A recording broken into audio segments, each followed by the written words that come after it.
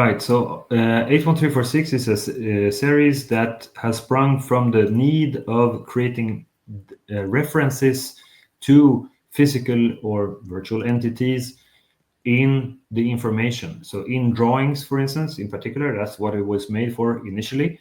And thus, it's a whole framework of rules and grammar and classes and namings and whatnot in order to make very specific but also full context references to objects. And these references will be codes that contain the whole architecture for your assets.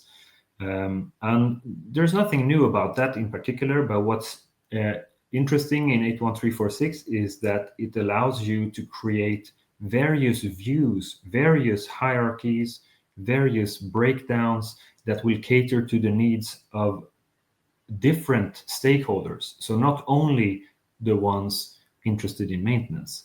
And that's really the key thing within this discussion, is that 81346 will actually enable you to extend the use for your maintenance and reliability data. So it's actually not at all a competitor to 14224. It's an enabler. So that's really the key issue.